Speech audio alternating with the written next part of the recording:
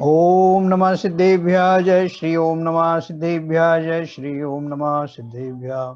मंगलम भगवान वीरो मंगलम गौतमो गणी मंगलम कुंद कुंदाद्यो जैन धर्मोस्तु मंगलम सर्व मंगल मांगल्यम सर्व कल्याण कारकम प्रधानम सर्वधर्माणां जैनम जयतु शासनम जैनम जयतु शासनम जैनम जयतु शासनम। आज हम काल के बारे में पढ़ेंगे पंचम अध्याय में।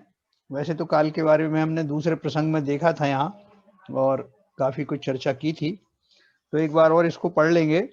वो बस एक रीडिंग लगा करके, ज्यादा उसमें प्रश्न उत्तर नहीं है क्योंकि वो सब प्रश्न उत्तर हो चुके हैं। और फिर हम जो है इसके बाद में आज का ये पूरा दिन समाप्त करके काल के बारे में फिर हम थोड़ा अपना सीरियस टॉपिक पे आएंगे जहाँ द्रव्यों के बारे में पढ़ा जाएगा। तो इसमें अगर आपको बहुत ज्यादा कोई प्रॉब्लम हो तो ही आप पूछें, वरना आप सुनते रहें क्योंकि पहले पढ़ चुके हैं हम। तो देखिए पेज नंबर 119 जैन धर्म जानिए नया संस्करण। काल चक्र। काल यह जीव अनेक बार जीवन मरण को प्राप्त होता है, अर्थात जन्म लेता है और आयु पूर्ण होने पर मर जाता है, पुनः जन्म लेता है और आयु पूर्ण होने पर पुनः मर जाता है। द्रव्य के इस परिणमन को काल कहते हैं।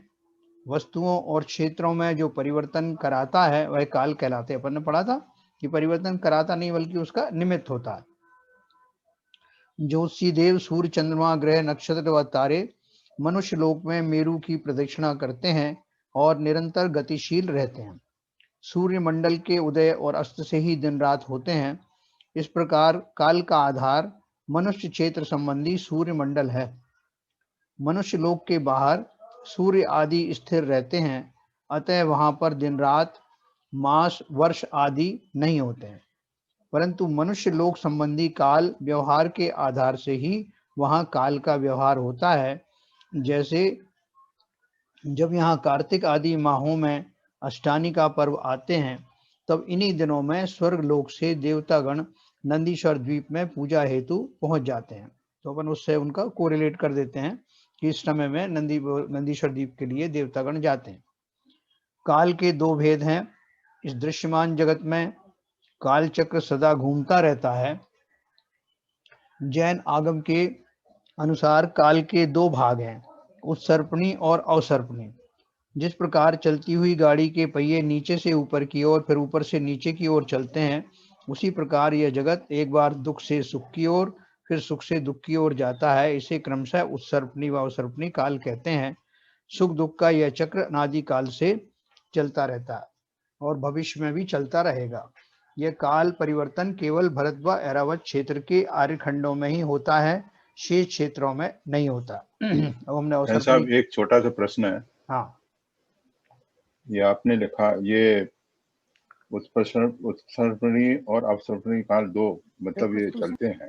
हाँ, और इसमें आगे लिखा है सुख दुख का यह चक्र, तो इसका मतलब उत्सर्पणी सुख का वो है और अवसर्पणी दुख का काल है। हाँ, आप देखेंगे ना उसमें जैसे अवसर्पणी काल में शुरू होता है सुकमा सुकमा से और आके एंड होता है दुखमा दुखमा के ऊपर, है ना। मतलब बाई एंड लार्ज वहां पे इस तरह की जो परिस्थितियां होती हैं उनमें सुख जो है दिन धीरे धीरे घटते जाते हैं। सुख माने मतलब जो अनुकूलताएं हैं वो उस काल में सबसे ज्यादा होती हैं। पहले काल में भोग भूमियां होती हैं, दूसरे में उससे कम होती है, तीसरे में उससे कम होता है सुख, अच्छा, है ना, अनुकूलताएं। और छठवें में दुखमा दुखमा छठा काल प्रसिद्ध है। और रिवर्स होता है जब बढ़ता जाता है अपना दुखमा दुखमा से फिर सुखमा सुखमा तक पहुंचते हैं। ये तो इसका मतलब ये जो अपने उसकी रचना है, हाँ, ऊर्ध्वलोक मध्यलोक और ये अधोलोक, हाँ, तो ये काल दोनों काल तीनों लोकों में वहाँ एक जैसा काल होता है, बाकी सब जगह पे। अच्छा, खाली मध्य लोक के जो मनुष्य वाले एरिया है okay okay okay, now clarified. इसमें कंफ्यूजन हो रहा था इसलिए मैंने सवाल पूछा। हाँ, अंकल एक क्वेश्चन है, बोलिए। जैसे अपन यहाँ अष्टानिका पर्व, पर्युषण पर्व जो माह और तिथि होते हैं अपने जैन धर्म के अनुसार, हाँ, वैसे देव स्वर्ग में भी तिथि और माह होते हैं? नहीं, वह नहीं होते ऐसे। इसमें देखो तो क्लियर फिर लिखा है देवों ना। को पता कैसे चलता है कि अभी अष्टानी का पर्व आ गया है या अभी पर्युषण पर्व आ गया है?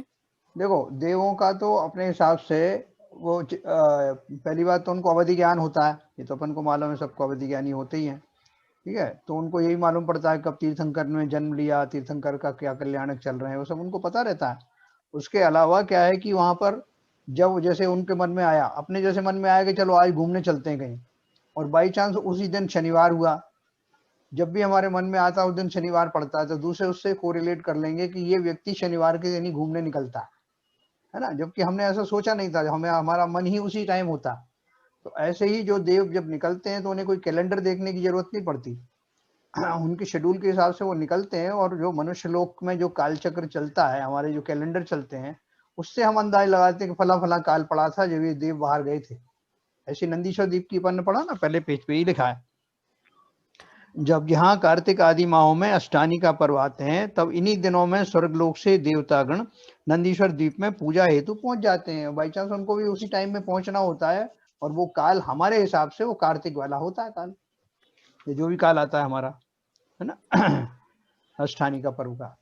तो इस तरह से वो कोरिलेट हो जाता है वो जो, क्योंकि वहां पे इस तरह के कालों की व्यवस्था नहीं है, न वहाँ काल परिवर्तन होते हैं, हम अपने काल के हिसाब से उनको रिलेट कर लेते हैं, ठीक अवधि है ना। ज्ञान लेते हैं, हाँ, अवधि ज्ञान होता है। अवधि ज्ञान होता है सभी देवों को।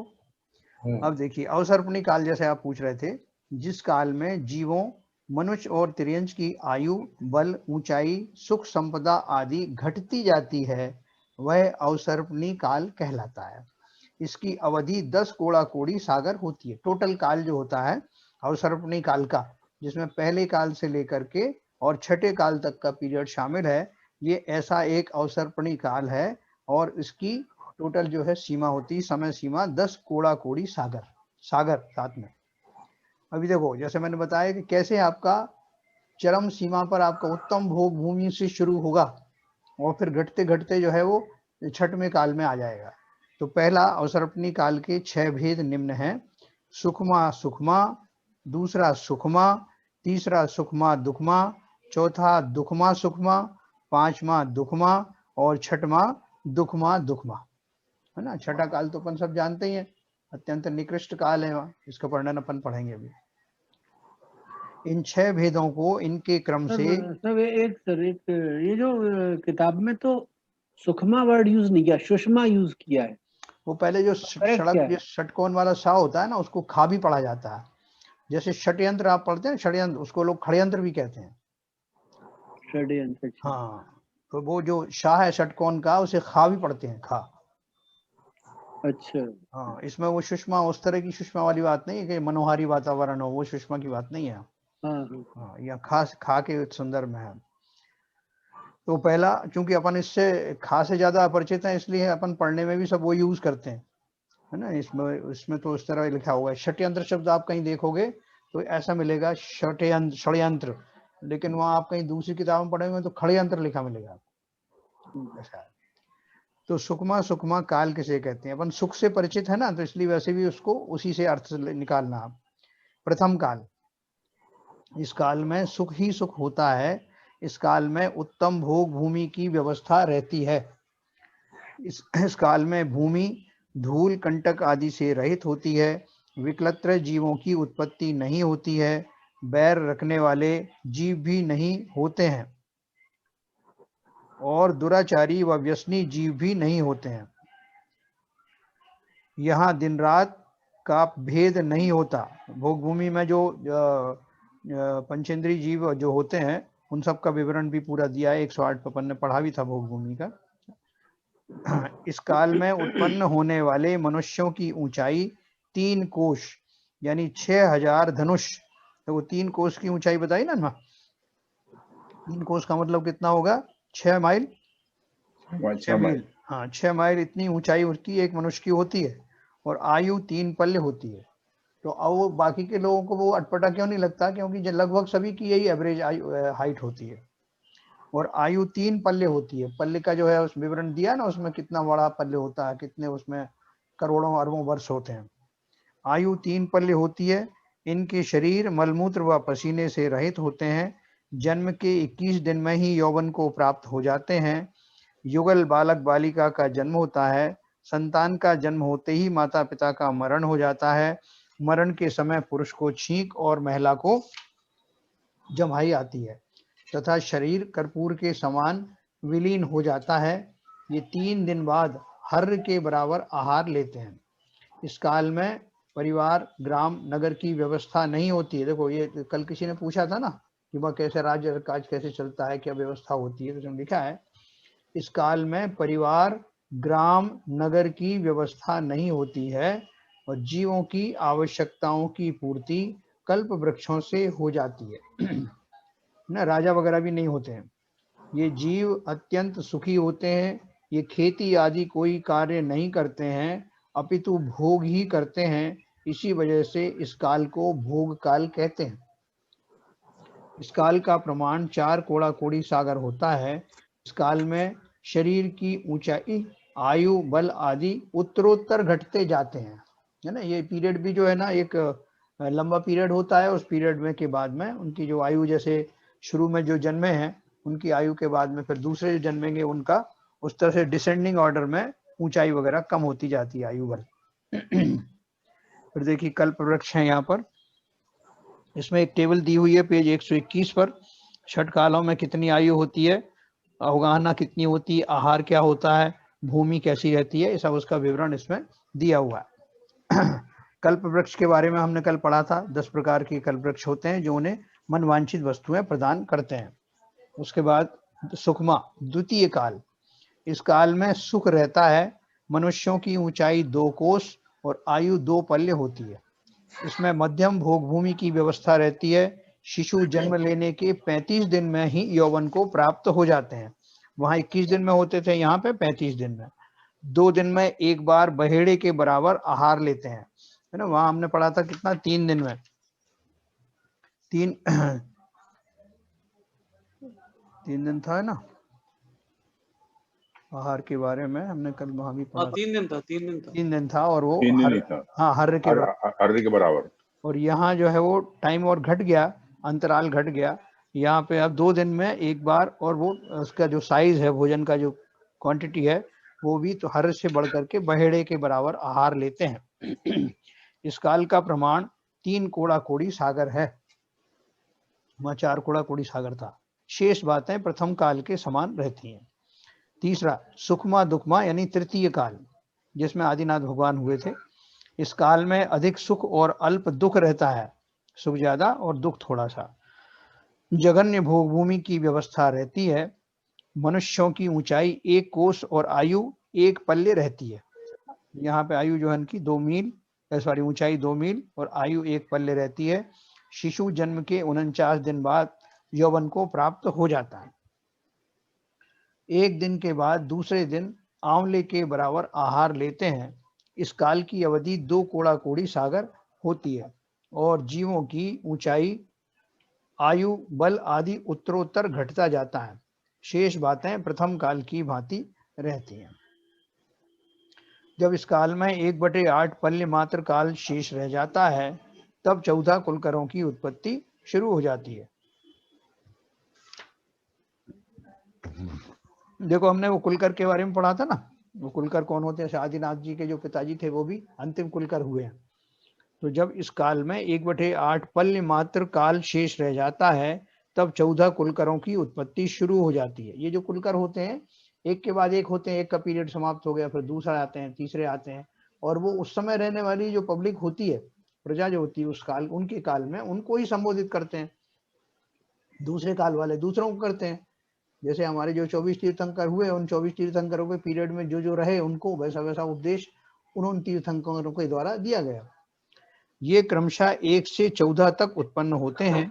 ये लोगों को विभिन्न भयों से मुक्ति दिलाते हैं और षट कर्म करके जीवन यापन करना सिखलाते हैं। अंतिम कुलकर की आयु 1 कोटि पूर्व और ऊंचाई 525 धनुष होती है, ठीक है ना। इस समय कल्प वृक्ष समाप्त हो जाते हैं। यह भोग भूमि की समाप्ति और कर्म भूमि का प्रारंभ का काल है। कुलकरों का विवरण 91 पेज पर भी लिखा है। उसके बाद चौथा काल आता है दुखमा सुखमा चतुर्थ काल, है जिसमें एक प्रश्न सर, जी जैसे सुषमा काल में बच्चे का जन्म होते ही माता पिता की मृत्यु हो जाती है, हाँ। तो इसके बारे में सुषमा काल में नहीं कुछ लिखा कि उस वहाँ उस समय कैसा होता है? देखो नीचे लिखा है ना, शेष बातें प्रथम काल की भांति रहती हैं। तीसरा सुकमा दुकमा तो में इसमें लास्ट में लाइन इसमें भी लिखी ना। मतलब कि माता पिता का इसमें भी तुरंत ही मृत्यु हो जाती है। हाँ, भोग भूमि जब तक रहती है व्यवस्था ऐसी चलती है। अब देखो अगला है दुकमा सुकमा चतुर्थ काल। इस काल में दुख अधिक और सुख कम होता जाता है और इस काल में कर्म भूमि की व्यवस्था रहती है। मनुष्य षट कर्मों इसमें ये जो सर एक मिनट सर, हम्म, ये जो ऋषभ देव भगवान थे ये तो तृतीय काल में उत्पन्न हुए थे। उत्पन्न हाँ हुए, हाँ, तो फिर उनके माता पिता तो थे जब वो उनके जीवन के बाद भी? जीवन के बाद भी। हाँ मतलब उनके जन्म के बाद हाँ उनके माता पिता थे, जैसे इसमें लिखा है ना शेष बातें प्रथम काल की भांत रहती हैं, हाँ, तो इस तृतीय काल में तो इसका मतलब माता पिता की मृत्यु नहीं होती है ये बच्चे के जो जन्म के बाद? ये जो समय उन्होंने बताया ना, जो लास्ट का जो समय है, यहाँ लिखा है जब इस काल में 1/8 पल्य मात्र काल शेष रह जाता है तब 14 कुलकरों की उत्पत्ति शुरू हो जाती है। ठीक है ना। अब इसमें हो सकता है कि जो अंतिम कुलकर है ना उसका विवरण अपन पढ़ेंगे कि वो जब, चूंकि तृतीय काल जो समाप्त होने वाला होता है तब उसकी क्या व्यवस्था रहती है, क्योंकि जैसे वो नावीराय जी जब हुए होंगे, नावीराय थे और इनको जन्म हुआ तीर्थंकर का, तो उसके कितने समय के बाद वो चले गए ये व्यवस्था अपन को देखनी पड़ेगी कि वो जी, क्योंकि आपके हिसाब से बात सही है कि जब यहाँ ऊपर वो भोग भूमि वाली जो अगर वो प्रक्रिया चल रही है तो यहाँ पर जब वो कुलकर होते हैं तब भी भोग भूमि तो रहती है, भले ही जगन्य भोग भूमि हो, तो उनका क्या होता है वो अपन देखेंगे कहीं मिलेगा तो। इसका चौथा है दुखमा सुखमा यानी चतुर्थ काल। इस काल में दुख अधिक और सुख कम होता जाता है और इस काल में कर्म भूमि की व्यवस्था रहती है। मनुष्य षट कर्मों असी मसी कृषि विद्या वाणिज्य और शिल्प से अपनी आवश्यकताओं की पूर्ति करते हैं। ये जो सारी विद्याएं यहाँ दी हैं इसका बहुत विस्तार से वर्णन दिया है ये तत्वार्थ मंजूषा में कि वो क्या क्या कलाएं होती हैं। मनुष्यों की अधिकतम आयु 1 कोटि पूर्व और ऊंचाई 525 धनुष होती है। इस काल की अवधि 42,000 वर्ष कम 1 कोड़ा कोड़ी सागर है। इस काल में 63 सलाका पुरुष, 24 तीर्थंकर, 12 चक्रवर्ती, 9 बलभद्र, 9 नारायण और 9 प्रतिनारायण जन्म लेते हैं। देखो ये 63 सलाका पुरुषों में कुछ पोस्ट शामिल नहीं है जो बाकी के अन्य महापुरुषों में आते हैं, जैसे कामदेव होते हैं, है ना, कामदेव इसमें नहीं आए हैं और बाकी तो और भी कुछ नहीं आए हैं जो अपन ने उनका टोटल पढ़ा था, जबकि वो भी पोस्ट होती हैं। तो इसमें शामिल किया है 24 तीर्थंकर, 12 चक्रवर्ती, 9 बलभद्र, 9 मेरा नारायण। प्रश्न एक, जो हाँ मतलब तीर्थंकर सभी जो है ये चौथे काल में ही होंगे? जी हाँ, चौथे काल में होंगे। अभी जो 24 आएगी भूत भविष्य काल की, तो वो जो है 24 मतलब चौथे काल में आएगी वापस? बिल्कुल बिल्कुल बिल्कुल चौथे काल में आएगी, ठीक है ना। तो वो जो चौथा काल है एक्चुअली क्या होगा, वो चौथा काल तीसरे नंबर पे आएगा वो, तीसरे नंबर पे आएगा वो। हाँ क्योंकि छठे काल 2 आएंगे, अभी ये छठा काल जब आएगा उसके बाद फिर छठा काल से शुरू होगी और पांचवा चौथा तीसरा, जो तीसरा आएगा वो चौथे नंबर पे आएगा। तो इसलिए वो उस चौथे नंबर पे यानी उत्सर्पणी के तृतीय काल में वो जो 24 तीर्थंकर आदि शलाका पुरुष उत्पन्न होंगे। पांचवा है दुखमा पंचम काल, जिस काल में हम लोग रह रहे हैं उस काल को जानने की जरूरत है क्या? अपन जानते हैं कि अपन, है ना, किन मुसीबतों का सामना अपन कर रहे हैं, है ना, उससे हम सब परिचित हैं। तो ये पंचम काल है, ये काल दुख वाला होता है। इसमें कर्म भूमि की व्यवस्था रहती है। महावीर भगवान के मोक्ष जाने के 3 साल और 8.5 माह पश्चात अर्थात सन 523 ईसा पूर्व से यह काल प्रारंभ हुआ है और आजकल यही काल चल रहा है। इसकी अवधि 21,000 वर्ष है। इसमें से अभी तक लगभग 2530 वर्ष की अवधि व्यतीत हो चुकी है। इस काल में मनुष्य की अधिकतम ऊंचाई 7 हाथ और अधिकतम आयु 120 वर्ष होती है। इस काल में पापों की बहुलता हो जाती है और मनुष्य की ऊंचाई, आयु व बल घटता जाता है। इस काल में भरत क्षेत्र से मोक्ष नहीं जाते हैं, किंतु भरत क्षेत्र में जन्मे 123 जीव अगले भाव में विदेह क्षेत्र से मोक्ष जावेंगे। वो बाबूजी कहाँ गए, उन्होंने अपना नाम लिखाया कि नहीं इसमें लिस्ट में? ठीक है, तो इसलिए अपन ऐसा नहीं कि हर कोई व्यक्ति चला जाएगा, वो भी पहले से निश्चित है। उस दिन ललित जी हाँ। पूछ रहे थे ना कि वो 24 तीर्थंकर 123 कौन ने में। पूछा था, हाँ, कि 24 तीर्थंकर जो है वो तो सब पहले से डिक्लेयर हो गए, तो अभी कोई 16 कारण भावना भाई जोर जोर से चिल्लाए उसका क्या होगा ना, ये क्वेश्चन कुछ तो वो सब जो है लिस्ट बन चुकी है पहले ही। और देखो मारीच तो जो को पहले तीर्थंकर के जमाने में बता दिया गया था कि वो 24 में तीर्थंकर बनेंगे, तब तो कोई आसार भी नहीं लग रहे थे। और उसके बाद जो उन्होंने उठापटक की, जो सब मिथ्यात्व रूपी कर्म किए, उनसे तो बिल्कुल भी नहीं लगता था कि वो 24 में तीर्थंकर बनेंगे।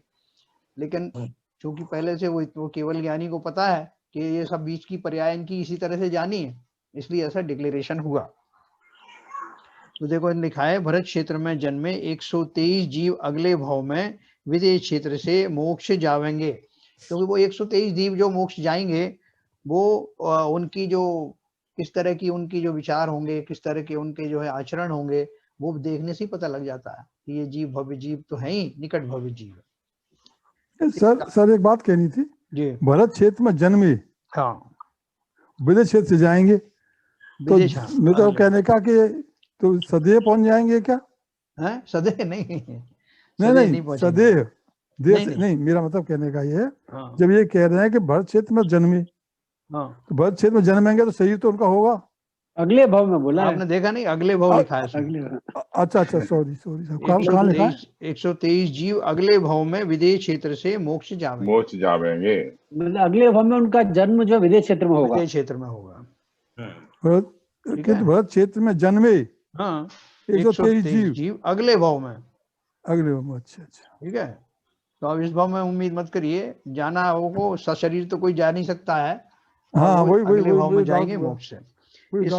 इस काल में द्वादशांग रूपी श्रुत ज्ञान का विच्छेद हो जाता है, तीर्थंकर आदि दिव्य आत्माओं का जन्म नहीं होता है और स्वर्गों से देवों का आवागमन बंद हो जाता है। देखो ये बात बहुत ध्यान से सुनना, स्वर्ग के देव तो खैर आते ही नहीं है, इवन जो भवनवासी देव हैं वो भी नहीं आते।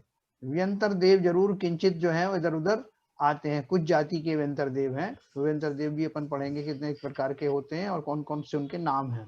तो उनमें से कुछ देव जरूर आते हैं और ऐसे आते दिखते नहीं है, अदृश्य आते हैं। तो स्वर्गों से देवों का आवागमन बंद हो जाता है। इस काल के अंत तक चतुर्विध संघ का अस्तित्व अवश्य बना रहता है। ये जो व्यंतर देव है वो स्वर्गों में नहीं रहते। पंचम काल के, देखो ये काल क्या लिखा है, इस काल के अंत तक चतुर्विध संघ का अस्तित्व अवश्य बना रहता है। हमको भी चतुर्विध संघ का भी सानिध्य प्राप्त है ना। पंचम काल के अंत में कल्कि राजा द्वारा वीरांगद मुनि के हाथ के, देखो अभी जो है पंचम काल चल रहा है और उसके जो लास्ट का भी तो वर्णन बता दिया है। क्या बता दिया? पंचम काल के अंत में कल्कि राजा द्वारा वीरांगद मुनि के हाथ के प्रथम ग्रास को कर के रूप में मांगे जाने पर मुनि चतुर्विध संघ के साथ सल्लेखना ग्रहण कर लेंगे, जिसके साथ ही धर्म का लोप हो जाएगा। राजा का नाम भी बताया और मुनि का नाम भी बताया। उस घटना का भी जिक्र किया गया कि किस तरह से ये पंचम काल का समापन होगा, धर्म का लोप कैसे होगा। जब उनके हाथ में जो ग्रास दिया जा रहा है आहार का, उसके ऊपर राजा बोलेगा इस पर भी टैक्स लगना चाहिए। वो पूछेगा सबसे कि अभी कौन है इस जमीन पर जो मुझे टैक्स नहीं देता, तो उन्हें बताया जाएगा कि जैन मुनि हैं, वो टैक्स नहीं देते। तब उनसे कहा गया कि भाई पहला जो ग्रास है वो टैक्स के रूप में जमा करो। तो ऐसी दुष्ट बातें और ऐसे क्रूर मनोवृत्ति के कारण उसे ये तो निमित्त बनता है और उसी समय से धर्म का लोप हो जाएगा। जब इस पंचम काल के समाप्त होने में 3 साल और 8.5 माह की अवधि शेष रह जाएगी, तब इसके पश्चात इस आर्यखंड में चतुर्विध संघ, जैन धर्म, राजा और अग्नि का अभाव हो जाएगा और आगामी तृतीय काल में धर्म का उदय आर्यखंड में पुनः होगा। पंचम काल चला जाएगा, छठा काल चला जाएगा, पहला वाला छठा काल, और दूसरा उत्सर्पणी का वो काल भी निकल जाएगा, और उसके बाद में शुभवृष्टियां होंगी। अभी अपन प्रलय के बारे में पढ़ेंगे, कैसे प्रलय होती है और कैसे फिर शुभवृष्टि होने के बाद में फिर जो सुखमा काल जो है शुरू होते हैं। तो देखो क्या लिखा है इन्होंने, इसको थोड़ा वापस बता दीजिए वापस है इसको थोड़ा सा नीचे की 4 लाइन आपने हाँ, बोली ना। बिल्कुल बताता हूँ, एक मिनट। तो देखो लिखा है, जब इस पंचम काल के समाप्त होने में 3 साल और 8.5 माह की अवधि शेष रह जाएगी, तब इसके पश्चात इस आर्य खंड में चतुर्विध संघ, जैन धर्म, राजा और अग्नि का अभाव हो जाएगा। मुनि संघ भी नहीं रहेगा, जैन धर्म नहीं रहेगा, राजा नहीं रहेगा और अग्नि नहीं रहेगी। अग्नि नहीं रहेगी तो भोजन कैसे पकेगा, या आपकी बहुत सारी लाइट वाइट ये सब जो एनर्जी अग्नि में ही आती है। ऐसा नहीं खाना पकाने वाली अग्नि चली जाएगी, बाकी ट्यूबलाइट जलती रहेंगी। वो सारी जो एनर्जी है, एनर्जी के स्रोत समाप्त हो जाएंगे, अंधेरा हो जाएगा बिल्कुल। हाँ बिल्कुल। और आगामी तृतीय काल में धर्म का उदय आर्य खंड में पुनः होगा। सूरज वगैरह तो रहेंगे ना, सूरज चंद्रमा। आगामी तृतीय काल में धर्म का उदय आर्य खंड में पुनः होगा। अब छठवां काल सुनिए। देखो छठवें काल में भी मनुष्य होते हैं, और हमने भी कई बार छठे काल में भी जन्म लिया। तो कैसा हमने जन्म लिया होगा, जो अपन पढ़ते हैं, दुखमा यानी षष्टम काल, लगभग अग्नि का अभाव हो जाएगा। तो जब सूरज होगा, सूरज की गर्मी तो रहेगी उसमें, गर्मी खत्म हो जाएगी। वो कैसी गर्मी रहेगी, मतलब उनमें इस तरह के जो दैनिक कार्य वगैरह हैं वो नहीं होते होंगे, खाली जैसे प्रकाश पर रहता होगा कि एकदम अंधकार तो अभी आएगा। अच्छा तो अंधकार का भी अभी आने वाला है। तो लगभग 18,470 वर्ष पश्चात ये काल शुरू होगा। इस काल में कर्म भूमि की व्यवस्था रहती है।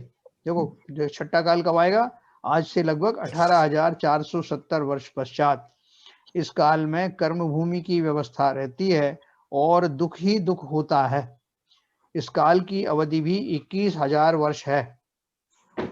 इस काल में मनुष्यों की ऊंचाई अधिकतम 3.5 हाथ और आयु 20 वर्ष है, जो क्रमशः घटती जाती है। इस काल में अग्नि, धर्म और राजा का अभाव हो जाने के कारण लोग कच्चा मांस खाने वाले, नग्न अवस्था में वनों में घूमने वाले महापापी और दरिद्री होते हैं। उनके घर, वस्त्र, कुटुंब आदि भी नहीं होता है तथा मनुष्य मरकर नरक व तिर्यंच गति में जाते हैं। है ना। इसका मतलब क्या हुआ कि इस छठे काल में, एक मिनट, छठे काल में उत्पन्न होने वाले जितने मनुष्य हैं वो बड़े अभागे होते हैं। अपने पूर्व के दुष्कर्मों के कारण ही उनका जन्म इस छठे काल में होता है। हाँ बोलिए निशु, बोलिए। तो अंकल, तो जो भी छठवें काल में जन्म लेगा वो नरक जाएगा। हाँ, तो भाई मतलब फायदा क्या रहा अपने छठे काल में जन्म लेने का? अभी से धर्म कर्म करने का फायदा क्या? नहीं बोल रहे उसमें जन्म लेने का फायदा क्या है, ऐसा पूछ रहे? जी अंकल। तो उसमें जन्म लेने का फायदा है कहाँ? नरक जाना ही है। नहीं, छठे काल में जन्म लेने का फायदा क्या है? जन्म फायदे के लिए थोड़ी वहां मिलता है, नुकसान देने के लिए मिलता है छठे काल में जन्म, है ना। अच्छा। अपन ने पूर्व में जो खोटे कर्म किए हैं, उन खोटे कर्म के प्रसाद से जो लोग यहाँ जन्म लेने वाले होंगे उनको ऐसा काल का सामना करना पड़ेगा और ऐसे दुख का नरक ही है। वो भी एक तरह का नरक ही है। देखो जैसे हमने पढ़ा, भोग भूमि पढ़ा कि भोग भूमि के जीव जो है बहुत संतुष्ट रहते हैं, बहुत जो है मंद कषाई रहते हैं। तो इसके कारण से क्या होता है, मंद कषाई होने के कारण उनका फिर से पुण्य बंद होता है। पुण्य बंद के कारण ही तो भोग भूमि में आए थे, और वहां पर उतने अच्छे परिणामों के कारण, समता जैसे परिणामों के कारण, मंद कषाई होने के कारण फिर से उनके पुण्य कर्म बनते हैं। कल किसी ने पूछा था ना, उनके कर्म बनते हैं कि नहीं? बनते तो हैं, लेकिन कौन से बनते हैं? पुण्य रूपी कर्म। और उसके कारण वो फिर स्वर्ग में जन्म लेते हैं। तो यहाँ उल्टा होता है। छठे काल में जो जन्म लिए हैं वो अभागे पुरुष अपने अभागे दुर्भाग्य के कारण, खोटे कर्मों के कारण छठे काल में जन्म लेते हैं, और यहाँ उसी हिसाब से उनकी प्रक्रियाएं रहने के कारण फिर से नए खोटे कर्म बांधते हैं और फलस्वरूप नरक आदि में जाते हैं। तो अंकल पंचम काल में जन्म लेने वाले ज्यादा होते हैं और छठे काल में जन्मने वाले कम होते हैं? नहीं, अब वो तो जितने होते हैं उतने ही होते हैं, उसमें कम ज्यादा का कुछ परिमाण हम अभी देखा नहीं है उसमें।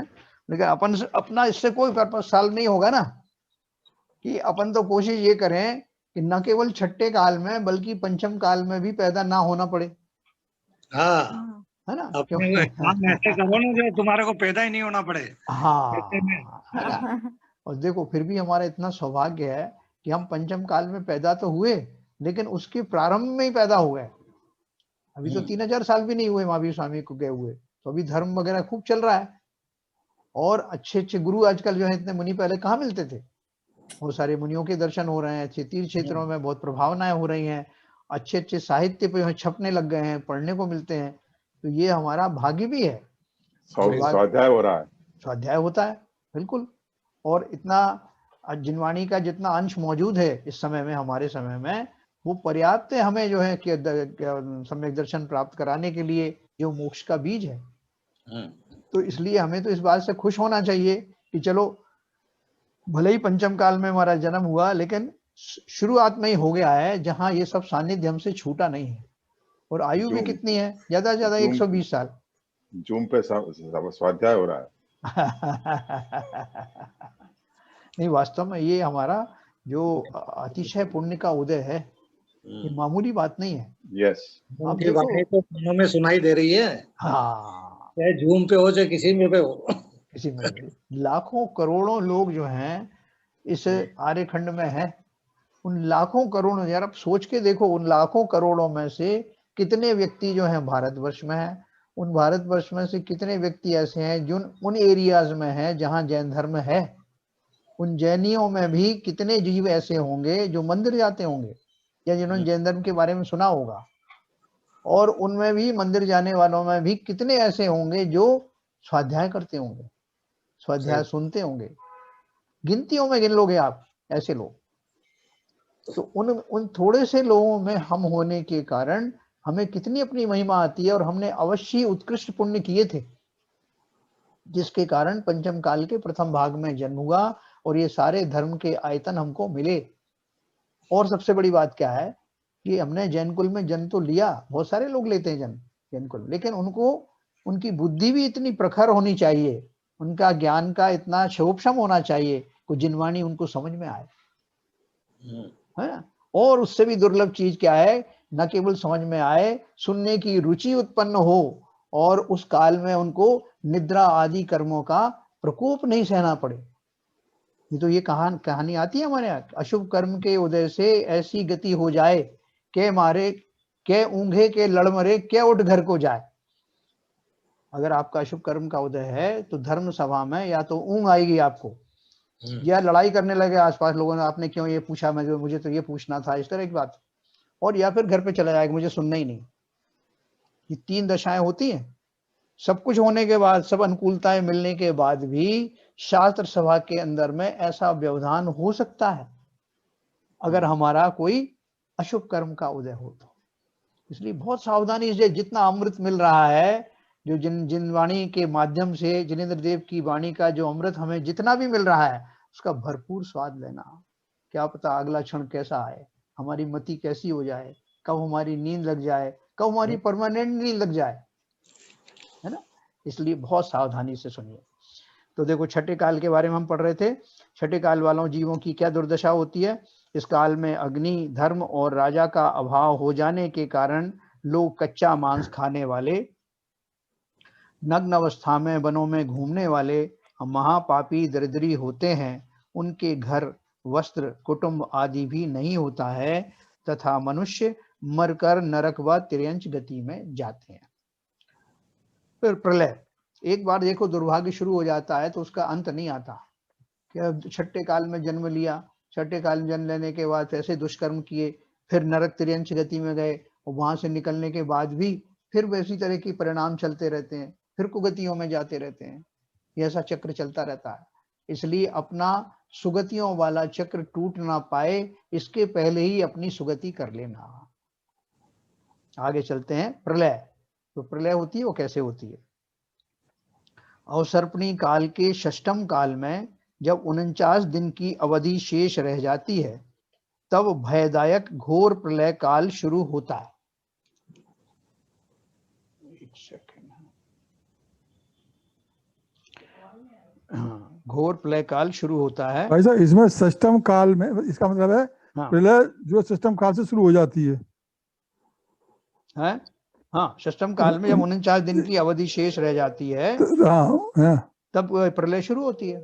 छठा तो काल चल रहा ऐसे था। वो मैं ये कहने वाला था जी कि जैसे अभी बात जो चल रही थी, अभी ललित जी ने आपसे प्रश्न किया था जी कि ये सुखमा दुखमा तृतीय काल के अंदर हाँ ये लिखा है कि शेष बातें प्रथम काल की बात रहती हैं, हाँ हाँ हाँ हाँ और हाँ, उसके बाद में उन्होंने लिखा है जब इस काल में 108 पल मात्र शेष रह जाते हैं तो तब जो कुलकर जो पैदा होते हैं हाँ, उससे सेमी कर्म भूमि बन जाती है।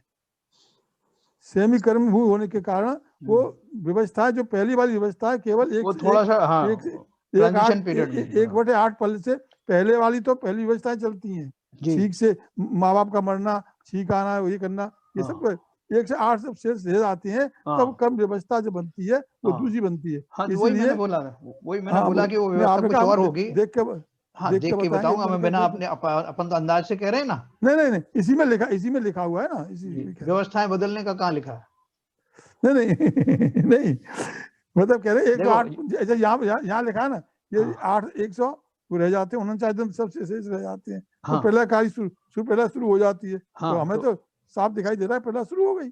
हाँ, शुरू हो गई ना, तो वही तो जबकि छठा काल ही चल रहा है आपके हिसाब से, है ना? हाँ वही मैं कह रहा था। अपन उससे इन्फ्लुएंस तो निकाल सकते हैं, जैसे मैंने कहा कि भाई व्यवस्था कुछ और होगी, लेकिन जब तक कहीं पढ़े नहीं मैं ऑथेंटिक बात कहता नहीं। ऐसा है। ठीक है नहीं, मगर जैन साहब जी, ये तो 49 दिन जो बताए हैं आपने, छठा काल जब अंतिम चरण में आ जाएगा, हाँ बिल्कुल उस समय की बात है। हाँ अभी तो पंचम काल ही चल रहा है, छठवां काल आया कहाँ से? नहीं आया नहीं, ये बता रहे हैं प्रलय जब होती है, तो उसके पहले छठा काल चल रहा होता है, वो व्यवस्थाएं बता रहे हैं छठे काल के अंतिम चरण में। हाँ छठा काल भी तो 21,000 वर्ष का है। हाँ, उसके बाद की बात बता रहे हैं। 21,000 वर्ष के अंदर लास्ट फेज में जब 49 डेज रह जाएंगे, तब ये छठा काल शुरू होगा। हाँ, वही तो बात कर रहे हैं, उसी बात कर रहे हैं। जब 49 दिन की अवधि शेष रह जाती है तब भयदायक घोर प्रलय काल शुरू होता है। प्रथम 7 दिन तक भयंकर वायु चलती है जो वृक्ष पर्वत आदि को चूर्ण कर देती है।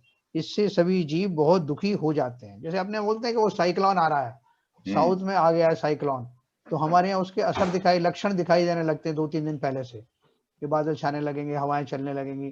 फिर जो एक्चुअल जब आएगा तब उसमें भीषण उसके परिणाम दिखाई देने लगते हैं। ऐसे ही इसका है। तो प्रथम 7 दिन तक भयंकर वायु चलती है जो वृक्ष पर्वत आदि को चूर्ण कर देती है। इससे सभी जीव बहुत दुखी हो जाते हैं।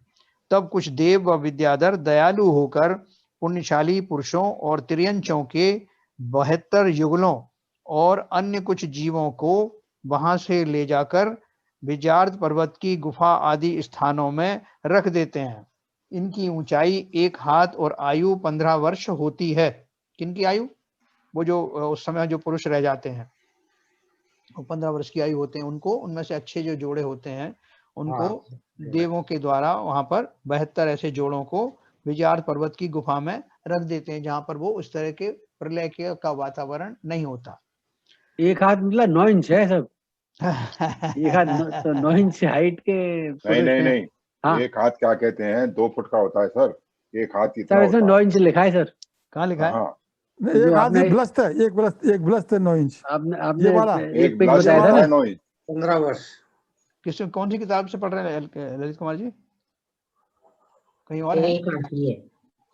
अच्छा ठीक है 18 इंच है। ठीक है, डेढ़ मतलब 18 इंच, 1 हाथ 18 इंच है। ठीक है, 1.5 फुट है, वही तो कह रहा हूँ। 18 इंच आयु लिखी, 1.5 फुट तो होता ही है ये। ठीक है, 2 ब्लास्ट है और 1 ब्लास्ट 9 इंच है। वो ब्लस्ट है, ये ब्लस्ट 9 इंच है। ब्लस्ट 9 इंच है, ब्लस्ट ये होता है। हाँ, 2 ब्लास्ट 1 हाथ है और 1 ब्लास्ट 9 इंच है।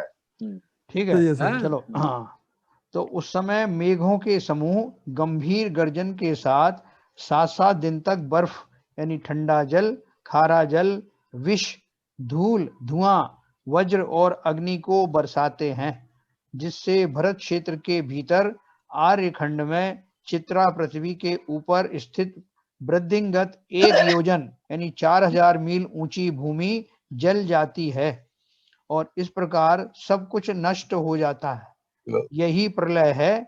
यह प्रलय केवल भरत व ऐरावत क्षेत्रों के आर्य खंडों में ही होती है ना। ये प्रलय का स्वरूप इसमें बताया है और भी भयानक जो है तरीके से भी दूसरी किताबों में बताया गया है।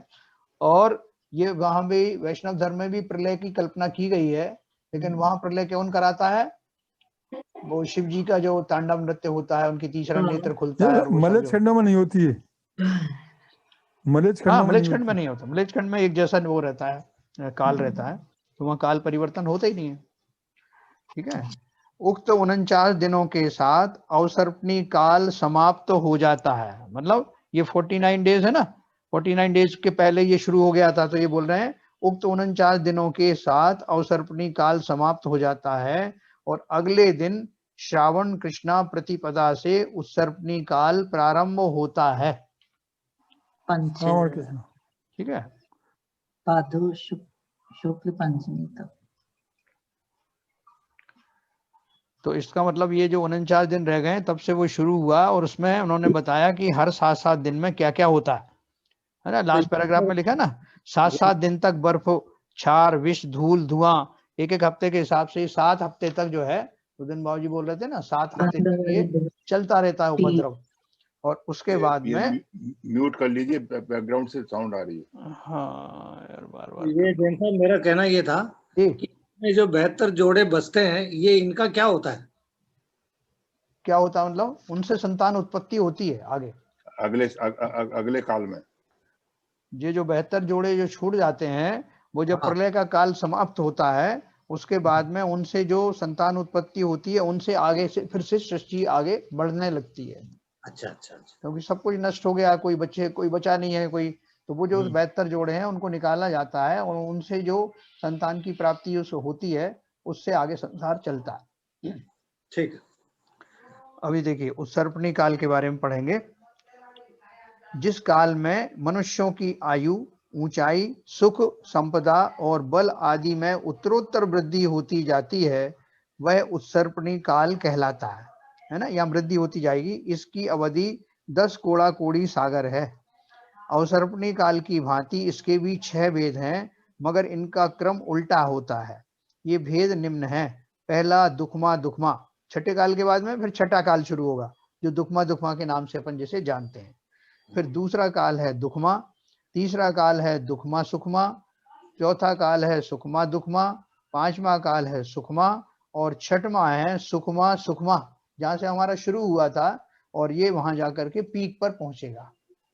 देखो हम रोज जो है अभी कैसे भयभीत रहते हैं, ये पंचम काल है भैया, कलयुग है, कैसे कैसी ये संभावनाएं हो रही हैं, अपराधियों को बहुत तरजीह मिल रही है और हमारे सुख कम होते जा रहे हैं, अपराध बढ़ते जा रहे हैं, ऐसे हम निरंतर भयग्रस्त रहते हैं और ऐसा हो भी रहा है।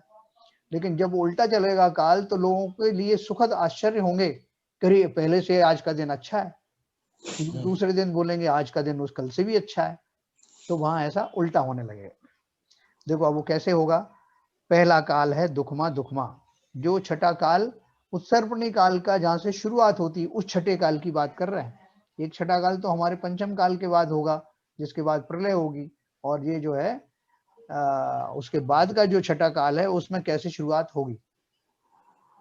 इस काल के प्रारंभ में जल, दूध, घृत, अमृत, रस और सुगंधित पवन आदि 7 प्रकार के सुखदायी मेघों की वर्षाएं 7-7 दिन तक होती रहेगी। इसको सुवृष्टि कहते हैं। वहां कुवृष्टियां हुई थी, यहाँ क्या होगा, इस काल के प्रारंभ में जल, दूध, घृत, अमृत, रस और सुगंधित पवन आदि 7 प्रकार के सुखदायी मेघों की वर्षाएं 7-7 दिन तक होती हैं। जबकि दुखमा है। हाँ, लेकिन क्या है कि वो दुख तो चल रहे हैं, लेकिन उनको अभी होप होने लगी है, उम्मीद हो रही है कि अच्छा हो रहा है, उसके लक्षण दिखाई दे रहे हैं, है ना। 49 दिनों की अवधि में सारी पृथ्वी शीतल वातावरण और लता आदि से समृद्ध हो जाती है। जैसे हमारे किसी बाढ़ आ जाए और बाढ़ में लोग परेशान हो रहे हैं, बहुत ज्यादा लोग घर डूब गए, सबके अन्न वगैरह सब समाप्त हो गया, फिर धीरे मालूम पड़ा कि तीसरे चौथे दिन सरकार ने कुछ आपको नावें भेज दी, कुछ आपको अन्न वगैरह की सहायता दे दी, तो धीरे धीरे आपका जो है सुख बढ़ने लगता है और उम्मीदें बढ़ती जाती हैं। ये इस तरह का काल है।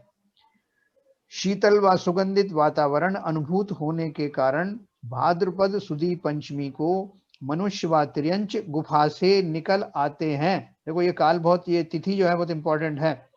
भाद्रपद सुदी पंचमी को मनुष्य व तिर्यंच गुफा से निकल आते हैं और कंदमूल फल आदि खाकर जीवन यापन करते हैं।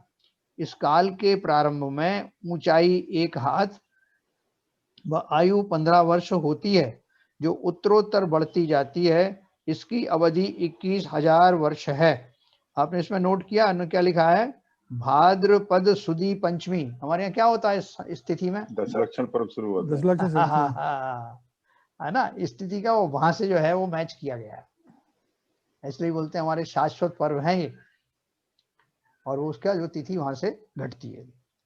तो अब वो जहां हमने छोड़ा था 1 हाथ वाला जो शरीर और 15 वर्ष वाली आयु, वहीं से आगे बढ़ता जाता है। फिर दूसरा काल आता है दुखमा काल। इस काल के प्रारंभ में आयु 20 वर्ष और ऊंचाई 3.5 हाथ होती है, जो उत्तरोत्तर बढ़ती जाती है। इस काल की अवधि भी 21,000 वर्ष होती है। जो ये जो काल है दुखमा वाला, ये हमारा जो पंचम काल वर्तमान चल रहा ना, ऐसा काल है ये। इस काल की अवधि भी 21,000 वर्ष होती है। 20,000 वर्ष बीत जाने पर कुलकरों की उत्पत्ति होती है। ये कुलकर 14 होते हैं। ये मनुष्यों को अग्नि जलाने, खाना पकाने आदि समयोचित शिक्षा देते हैं। अंतिम कुलकर के समय विवाह पद्धति भी चालू हो जाती है। शेष बातें अवसर्पणी काल के पंचम काल के समान होती है ना। हमारा जो पंचम काल है इसमें कुलकर नहीं होते, है ना, इसमें शिक्षाएं वगैरह दी नहीं जाती, क्योंकि हम तो बहुत ज्यादा शिक्षित हो चुके होते हैं ना, हमको सब मालूम है कि कैसे अग्नि जलाना और दूसरों को जलाना, हमें तो वो सब विद्याएं आ जाती ना। जैसा जी, इसकी काउंटिंग क्या उल्टी शुरू होगी, छठवां काल फिर पांचवा काल, इस तरह से? हाँ बताया ना मैंने आपको, उसको छठा काल अपना पहले समाप्त हो गया, जो अभी पंचम काल चल रहा है, इसके बाद छठवां आएगा। छठवें के बाद के अंतिम समय में प्रलय हो जाएगी, और प्रलय समाप्त होते ही फिर छठवां काल शुरू होगा फिर से। अच्छा, उसका काल का छठवां साल। हाँ, उसको दुखमा जो काल इन्होंने लिखा है 1 नंबर पे, वो वाला छठवां काल है, जो एकदम कंसेक्यूटिव है। उसके बाद में फिर जो पंचम काल जो आएगा, वो हमारे काल से जो मिलता जुलता 21,000 साल का होगा। क्योंकि वो वहां से आ रहा है, इसलिए तो थोड़ी उनके जो शरीर आदि बढ़ने लगे हैं। 20 वर्ष ऊंचाई की आयु हो गई, ऊंचाई 3.5 हाथ हो गई, और फिर कुलकर भी उत्पन्न अभी हो जाएंगे, ठीक है, क्योंकि वो आगे बताएंगे आगे आके कैसे कैसे व्यवस्थाएं करना है। फिर देखो, फिर उनके तीसरा काल है सर जी। उत्सर्पणी काल में ये जो काल है, हाँ, ये अवसर्पणी काल से बेहतर है एक्चुअली कंडीशन में। बिल्कुल बिल्कुल बिल्कुल बेहतर है। दुखमा में अवसर्पणी में तो कष्ट ही कष्ट है, वहां पर मांस खा रहे हैं लोग, परेशान हो रहे हैं, नग्न रह रहे हैं, मतलब इस तरह की स्थिति है, दरिद्रता। हाँ, यहाँ जो दुखमा में वो स्थिति नहीं है, यहाँ पे कंदमूल फल खा के अपना जीवन यापन कर रहे हैं। हाँ, देखो चक्कर क्या है कि एक तो मनुष्य बचे ही बहुत कम है इस काल की, जब शुरुआत होती है। वाले हैं जो बच्चे पुण्यात्मा जीव हैं। इस काल में धर्म भी नहीं है ना, इस काल में अभी धर्म भी नहीं है, अभी धर्म शुरू हुआ नहीं है, लेकिन वहाँ क्या है, अभी उम्मीदें जाग रही हैं। तो यहाँ जो दुखमा है जरूर, लेकिन दुखमा कैसा है कि जहाँ आशा की किरण दिखाई दे रही है और इम्प्रूवमेंट जो है निरंतर हो रहे हैं। हमारे काल में क्या है, तो निरंतर ह्रास हो रहे हैं, धर्म का जो है पतन हो रहा है, ये सब हो रहा है। वहाँ उल्टा है, और अपन को रोज पे रोज अपन जो है तो उत्साहित रहते हैं कि भैया अभी तो और देखो और क्या क्या होता है। वहाँ जो है वो जो सब आशा की किरण जागृत होती है। फिर जब पंचम काल जो वहाँ का जो आता है उत्सर्पणी का, तो उसमें भी ये कुलकर आ जाते हैं जो हमको शिक्षा देने लगते हैं, सिखाते हैं।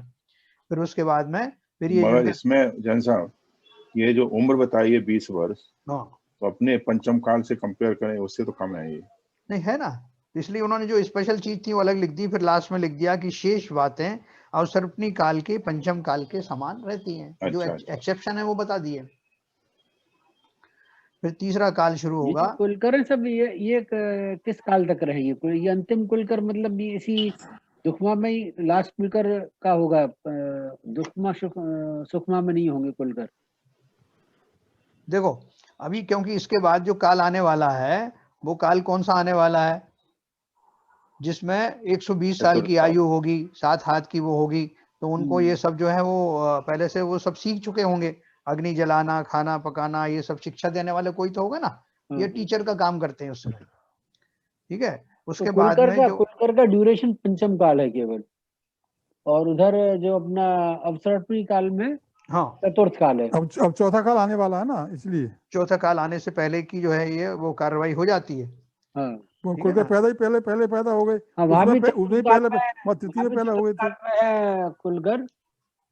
वहां भी जो अभी जो तीसरा नंबर पे जो काल आ रहा है ना, दुखमा सुखमा, ये काल कौन सा है? ये वो चतुर्थ काल है, जो हमारा जो चतुर्थ काल है, जब जो है तीर्थंकर आदियों की उत्पत्ति होगी ना, वहां भी ऐसे ही हुआ था ना, उसके पहले कुलकर हुए थे, पहले ही हो गए थे, है ना। अब ये जो तीसरा काल आ रहा है, इस काल में जो है धर्म कर्म जो अपने चतुर्थ काल में हुए ना, अवसर्पणी में, ये सब मिरर इमेज है, तीसरे काल में हुए थे, तीसरे काल में, तीसरे काल में हुए थे। ये अरेंजमेंट पूरा मिरर इमेज है। अच्छा, ये जो अपने थे नाभिराय लास्ट कुलकर थे, नाभिराय लास्ट थे, ठीक है ना। आप सही बोल रहे हैं। उल्टा चलोगे तो चौथे काल से ही हो जाएगा शुरू। चौथे काल जो है, चौथा काल जो है ना, ये तीसरे नंबर पे चौथा काल शुरू हो रहा है। हाँ, उससे पहले ही पंचम काल में हो जाएंगे ना, कुलकर शुरू, कुलकर आ जाएंगे, दुखमा सुखमा। हाँ देखो, अंतिम 3 जो काल पढ़ेंगे वो भोग भूमियों वाले पढ़ेंगे, मन को मालूम है, जैसे पहले पूरा मिरर इमेज है। हाँ बिल्कुल सही कह रहे। तो देखो अभी पंचम काल में ही जो कुलकर है, पंचम काल में ही पैदा हो जाएंगे। हाँ, अब देखो इसमें दुखमा सुखमा जो है तीसरे नंबर पे आए, लेकिन ये हमारे चतुर्थ काल जैसा है। इस काल के शुरू में मनुष्यों की आयु 120 वर्ष और ऊंचाई 7 हाथ होती है, लेकिन इसमें जो है आयु, जबकि वहां तो आयु बढ़ी हुई होती थी चतुर्थ काल में, कितनी होती थी वहां तो करोड़ों में होती थी ना, लेकिन इसमें बढ़ेगी, फिर इसमें बढ़ेगी आगे। हाँ, इसमें आगे बढ़ेगी। इस काल के शुरू में मनुष्यों की आयु 120 वर्ष शुरू में लिखा है, और ऊंचाई 7 हाथ होती है, और इसमें उत्तरोत्तर वृद्धि होती रहती है। इस काल में 63 शलाका पुरुष उत्पन्न होते हैं। शेष बातें अवसर्पणी काल के चतुर्थ काल के समान रहती है। बिल्कुल सही। तीर्थंकर पैदा होना, वो सब बात, सब जितना उसमें डिफरेंस था वो उन्होंने अलग से हाईलाइट कर दिया। उसके बाद सुखमा दुखमा काल होगा। इस काल में के प्रारंभ में मनुष्यों की आयु 1 कोटि पूर्व और ऊंचाई 525 धनुष होती है, जो क्रमशः बढ़ती जाती है, और बढ़ती कितनी जाएगी? वो जो मीलों में चली जाएगी। इस काल में कल्प वृक्षों की उत्पत्ति हो जाती है और जघन्य भोग भूमि रहती है। अब देखो, पहले जघन्य भोग भूमि आएगी, फिर मध्यम भोग भूमि आएगी, और फिर उत्कृष्ट। इस काल में कल्प वृक्षों की उत्पत्ति हो जाती है और जघन्य भोग भूमि रहती है। शेष बातें अवसर्पणी काल के तृतीय काल के समान रहती है। अंत में मनुष्यों की आयु बढ़ते बढ़ते 1 पल और ऊंचाई 1 कोस तक हो जाती है, क्योंकि ये जघन्य भोग भूमि है। अब आगे देखो, सुखमा काल। सुखमा काल ये कौन सा हो गया? दूसरा काल जैसे हमारा था। मध्यम भोग भूमि इस काल में होती है। मनुष्यों की आयु ऊंचाई आदि क्रमशः बढ़ती रहती है। शेष बातें अवसर्पणी काल के द्वितीय काल के समान होती हैं। और फिर लास्ट है सुखमा सुखमा, है ना। वो आगे आओ काल जहां से हमारी शुरुआत हुई थी, इनका जो है अंतिम काल है। यह उत्तम भोग भूमि का काल है। इस काल में आयु ऊंचाई आदि उत्तरोत्तर बढ़ते जाते हैं। शेष बातें अवसर्पणी काल के प्रथम काल की भांति होती है। उत्तम भोग भूमि बनी थी ना वहां। इस तरह से ये चक्र पूरा हुआ। इन दोनों को मिला करके कल्प काल है। अब मेरा एक प्रश्न ये है, सुखमा काल जो शुरू हो गया, अब होगा, दोबारा सुखमा शुरू होगा, तो इसके बीच में कोई, यहाँ तो पहले आने का सवाल है नहीं, बीच में कैसे कोई बीच वाला जो वैसा था ना, वहां पर जो खत्म हुआ था छठा काल, तो फिर पहले आई थी, उसके बाद फिर छठा शुरू हुआ। बराबर, बीच में पहले आई थी, बेला का मतलब पहले के 49 दिन या जो भी दिन रखे थे, वो एक तरीके से दोनों के बीच में गैप था 49 दिन का। तो अब मेरा कहना ये है कि सुषमा यहाँ पर जो शुरू हुआ, अब ये फिर डाउनफॉल जाएगा। हाँ बिल्कुल जाएगा। डाउनफॉल जाएगा, तो उसमें बीच में क्या पोजीशन बनेगी इसकी? हाँ, मतलब वो जो छठवां काल आएगा उसके पहले का जो है क्या चिन्ह रहेंगे, क्या किस तरह की व्यवस्थाएं रहेगी, वही आप पूछ रहे हैं ना? हाँ वो अपन कल सुखमा सुखमा के बाद में क्या होगा? अचानक से दुख कैसे शुरू हो जाएंगे? तो सर नहीं सर एक प्रश्न था, पहले सुखी चलेगा, पहले सुखी चलेंगे, वापिस सुषमा सुषमा ही चलेगा ना, वापिस सुषमा सुषमा चलेगा। नहीं, सुबह सुबह सही चलेगा। है। प्रश्न ये है सर हाँ, कि अभी जो है दुखमा के बाद जो 49 दिन के लिए प्रलय रहेगी और फिर दुखमा और फिर बाकी काल अपने अवसर्पणी के चालू हो जाएंगे, उत्सर्पणी के। जब उत्सर्पणी का सुषमा आएगा तो नए काल कैसे शुरू होंगे? अभी प्रलय तो आएगी, सुख चल रहा है अभी तो। इस समय क्या प्रलय आएगी क्या? यही प्रश्न मेरा, नया काल चालू होने पे दोबारा शुरुआत कैसे होगी? अवसर्पणी चालू होने के लिए तो बीच में जो ट्रांजिशन पीरियड है वो किस चीज का होगा? हाँ, वो अपन बात करेंगे। ये विपुल जी कुछ पूछ रहे हैं, एक सेकंड, विपुल जी कुछ पूछ रहे हैं। अगर प्रश्न यही था कि ये जो आप अलग अलग काल जो आप बता रहे हो, ये भरत क्षेत्र मतलब भरत क्षेत्र और विदेह क्षेत्र दोनों में होते हैं? विदेह में नहीं, ऐरावत में नहीं, विदेह क्षेत्र में नहीं, भरत और ऐरावत में, भरत और ऐरावत क्षेत्र में होते हैं उसका काल। विदेह में तो एक ही काल रहता है ना। हाँ, एक जैसी काल। तो मतलब जो हम अननेसेसरी परेशान होते हैं कि इतना दुख क्यों है और ये मतलब इतनी गरीबी क्यों है, इतने लोग, तो मतलब उसमें हमें परेशान नहीं होना चाहिए। It is by design. Yes it is by destiny sir. बहुत बढ़िया आपने बात करी। बिल्कुल, बहुत बढ़िया। It is by destiny. ये था मेरा प्रश्न था कि ये क्रम अवसर्पणी और उत्सर्पणी का क्रम चलता रहता है। बिल्कुल। तो फिर ये हुंडा और अवसर्पणी क्या काल है? हाँ, ये कल पढ़ेंगे अपन। आगे आएगा अगले पेज पर है 128 पे अपन कल पढ़ेंगे। जो कुछ बच गया है वो अपन कल पढ़ेंगे। आपका वो जितने जवाब हैं वो भी मैं आपको कल दूंगा। तो अभी समय हो गया है। क्वेश्चन है। हाँ, बोलो बेटा। अंकल, जो तीर्थंकर होंगे उपसर्पणी काल में, वो कौन से काल में होंगे? पुष्मा सुषमा या सुषमा? ये उत्सर्पणी का तीसरा नंबर का दुखमा सुखमा जो काल लिखा है ना, पेज 127 पे। हाँ।